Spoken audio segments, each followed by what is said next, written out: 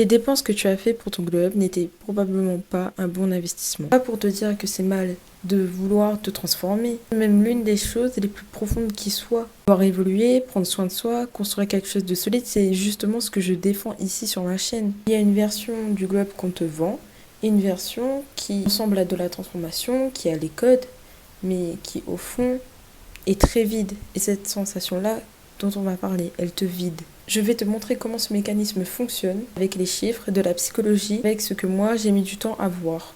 L'objectif n'est pas de t'accabler, c'est de te donner des outils qui durent, ceux qu'on ne te vend pas, parce qu'ils n'apportent rien d'autre à personne qu'à toi. Quoi, tu te sens toujours en retard sur ta propre vie. Il y a un sociologue allemand, Hartmut Rosa, qui a publié en 2013 un livre qui s'appelle Accélération. Sa thèse tient en une phrase. Dans une société qui accélère, rester immobile, c'est reculer. Ce n'est pas une métaphore, c'est une réalité structurelle. Il identifie 3 niveaux d'accélération dans notre société. Le premier niveau est la technique. La radio a mis 38 ans pour atteindre 50 millions d'utilisateurs.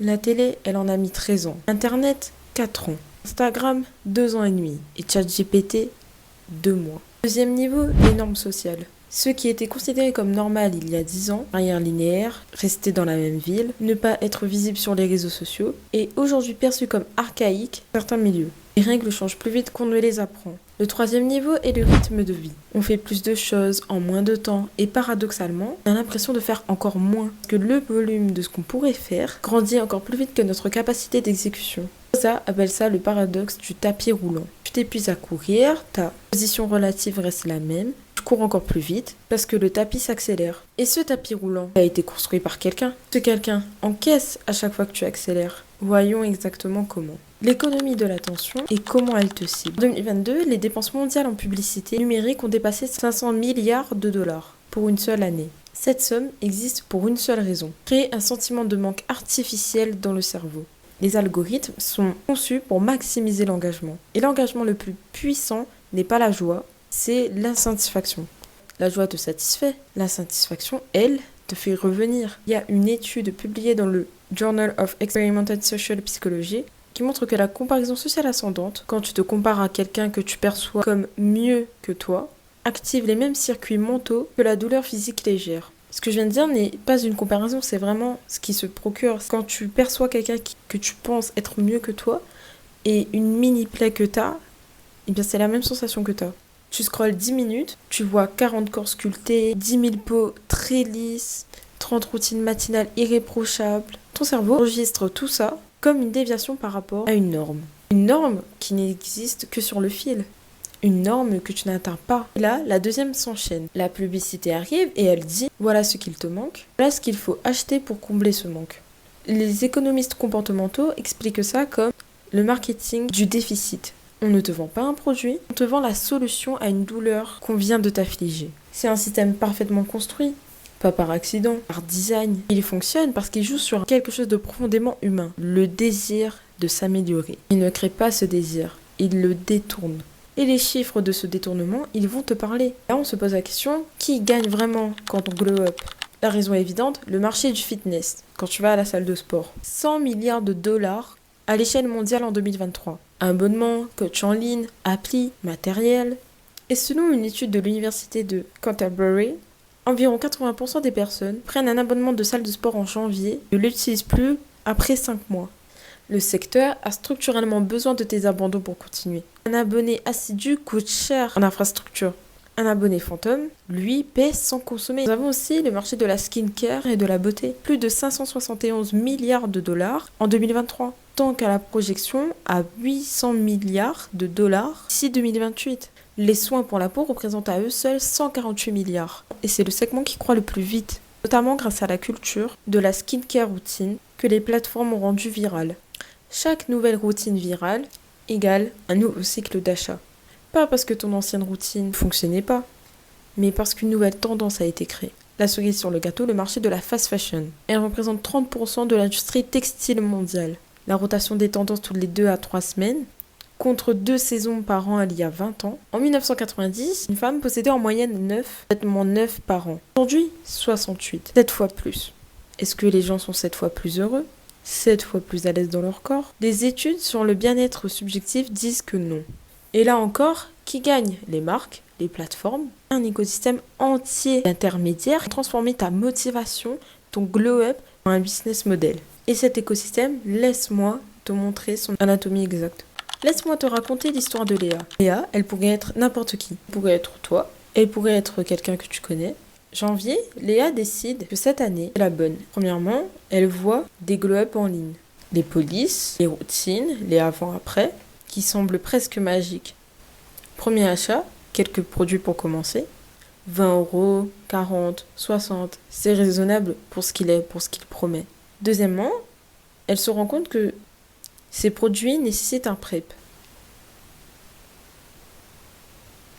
Un autre produit pour préparer la peau. Puis un soin pour sceller tout ça. La routine recommandée passe de 3 étapes à 7 étapes. 180 €. Première vraie commande. Troisième étape, quelques semaines plus tard, une nouvelle influenceuse explique que les produits de Léa ne fonctionnent pas sans un sérum spécifique. Léa achète 60 € supplémentaires. La quatrième étape, ses résultats ne ressemblent pas au avant-après. Elle se dit qu'il lui manque peut-être un outil. 20 €. La cinquième étape, 6 mois après le début, Léa a dépensé environ 600 € en skincare. Juste en skincare. Je ne parle pas si elle a acheté d'autres vêtements, si elle a acheté des matériaux pour son sport, etc. Je parle pas de ça. Juste la skincare, 600 €. Et sa peau, elle va à peu près pareil qu'avant. Et elle se sent vaguement vide en regardant son étagère pleine. Sentiment de vide face à une étagère pleine, tu as tout ce qu'il faut, tu as tout ce qu'on t'a dit d'avoir, pourtant quelque chose cloche. Pas dans les produits, mais dans la logique entière. C'est là que j'ai commencé à comprendre que le problème n'était pas le produit, le problème était ce que j'avais externalisé, la définition de ce que je devais être, de ce que je devais paraître, de ce que je devais montrer. C'est l'un des pièges le plus sophistiqués du système. Parce qu'il ne te force en rien, il crée juste les conditions pour que tu te forces toi-même. Et pour comprendre pourquoi c'est si efficace, allons du côté psychologique. La psychologie du soi possible. En psychologie du consommateur, il y a un concept qu'on appelle le possible self, le soi possible. Celui-ci est la théorie des psychologues Hazel Marcus et Paula Neuros dans les années 80. L'idée est que nos décisions d'achat sont motivées non pas par qui on est, mais par qui on veut être.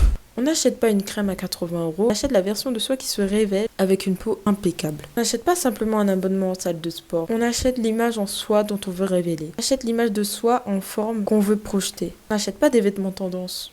On achète un sentiment d'appartenance à un groupe qu'on admire. Et ça, les marques le savent depuis les années 90. Naomi Klein documente dans nos logos. Elles ne vendent plus des produits, elles vendent des identités. Et voilà ce qui a changé avec les réseaux sociaux. Et c'est là que le système bascule dans quelque chose de vraiment redoutable. Avant, les identités aspirationnelles changeaient 2 fois par an. Printemps-été, automne-hiver. Aujourd'hui, elles changent toutes les semaines, même parfois tous les jours. TikTok a industrialisé les micro-tendances. Le Clean Girl, The That Girl, Dark Academia. Chaque esthétique égale une identité à acheter. Chaque identité égale une liste de produits. Et chaque liste égale une date de péremption intégrée. Tu n'es plus une personne qui consomme. Tu es une esthétique en cours de construction. Elle a été conçue pour jamais se terminer. Un consommateur satisfait ne rachète pas. Un consommateur en perpétuelle transition rachète à vie. C'est le système complet, huilé et totalement conscient de lui-même.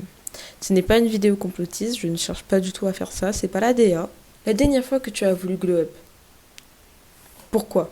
Est-ce que tu as voulu glow up parce que tu as pris inconsciemment toutes les tendances de TikTok qui a été mise dans ta tête?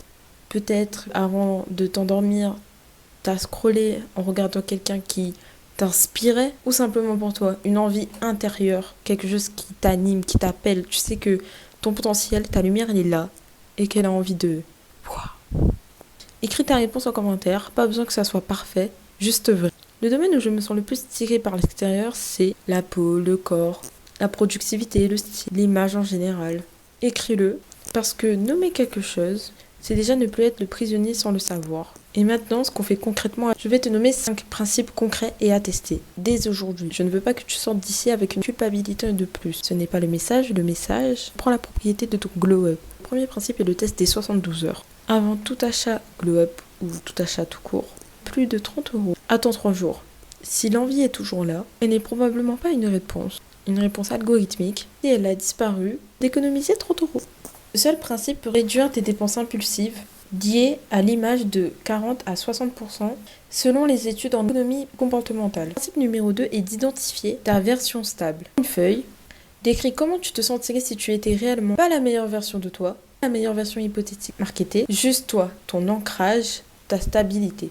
Corps, quelle peau suffisamment soignée dans une routine, sans être une routine de 9 étapes, quel style te ressemble le mieux sur la durée. Écris-le, utilise-le comme filtre.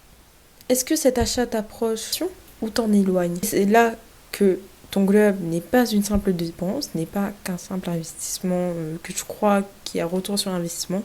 Là, c'est vraiment un réel retour sur investissement. Le principe numéro 3 est de comprendre le business model de ceux qui t'influencent. Quand quelqu'un te parle d'un produit, pose-toi la question. Son modèle économique, un code promo, un lien affilié, un partenariat. Son objectif n'est peut-être pas ton bien-être. Son objectif est la conversion. Ça ne veut pas dire que le produit est mauvais. Ça veut dire que toi, tu dois rester le décideur, pas le récepteur. Même si parfois le produit peut être mauvais, et après, chacun, faut faire ses recherches. Le principe numéro 4 est d'investir dans ses compétences et d'investir dans tes compétences, pas des apparences. Une compétence qui est par exemple celle de prendre soin de soi, de sa peau notamment, avec des produits choisis et compris adaptés à ton type de peau, puisque tout le monde n'a pas le même. Tu peux avoir une peau grasse, mais à la fois une sensation d'étirement, et ça, souvent les marques, tu vois, les marques, elles ne le disent pas forcément. Entraîne-toi avec méthode, prendre à s'habiller selon sa morphologie réelle, ou même selon ce qui te plaît, et si tu te sens beau, belle, est un actif qui ne se déprécie pas. Elle ne nécessite pas de mise à jour saisonnière. Une tendance à une date de péremption intégrée, c'est dans le business model. Le principe numéro 5 est le dernier, de créer des zones de résistance délibérée. Tu ne peux pas tout ralentir, mais tu peux choisir des domaines où tu refuses le rythme, une routine beauté simple que tu ne changes pas à chaque vidéo virale, un programme de sport que tu tiens 6 mois et pas pendant 3 semaines. Ces zones, elles ne te privent de rien, elles te stabilisent. Et celles-ci, au niveau intérieur, pas seulement en termes d'apparence, que celui-là, ça ne se vend pas. Pour conclure cette vidéo, le glow up, dans sa forme la plus pure, est une métaphore de ce que notre époque fait à grande échelle. Dit en boucle, tu n'es jamais suffisant. Que tu as n'est jamais assez. Il faut upgrade annuellement. Et cette logique a un coût humain. Les chiffres ne cachent plus. Le taux de burn-out en France, doublé entre 2019 et 2022. Les troubles anxieux touchent aujourd'hui 20% des 18 à 30 ans des pays occidentaux. Et ces chiffres augmentent précisément là où l'accélération sociale est la plus forte. Ce n'est pas une coïncidence. Hermès Rosa dit quelque chose de beau pour finir. Il dit que l'antidote à l'accélération, ce n'est pas la lenteur, c'est la résonance. La capacité à entrer en contact authentique avec quelque chose, une activité, une idée, une personne, d'une façon qui te transforme véritablement, non pas d'une manière superficielle. Et celle-ci prend du temps, pas forcément 30 jours, ce n'est pas un avant et après, ne se vend pas en code promo, et pour ceux qui ont regardé Black Mirror, vous le savez, c'est peut-être que ça vaut réellement quelque chose. Si tu es là jusqu'à la fin, c'est que quelque chose a résonné. Peut-être cette urgence, tu le ressens parfois, cette impression d'être en retard sur ta propre vie. Je veux que tu retiennes une chose. Ce sentiment n'est pas la preuve que tu es insuffisant. Elle est la preuve que tu vis dans un système qui a besoin que tu te sentes insuffisant pour fonctionner. Et le reconnaître, c'est déjà un acte de construction. Si cette vidéo t'a apporté quelque chose, je te laisse me le dire en commentaire, je lis tout. Dis-moi dans lequel domaine tu te sens le plus tiré par l'extérieur. Les cités sont en description. Accélération de Hermès Rosa en premier. Et si tu es nouveau ici, bienvenue. Et abonne-toi si ce contenu te parle. Prends soin de toi.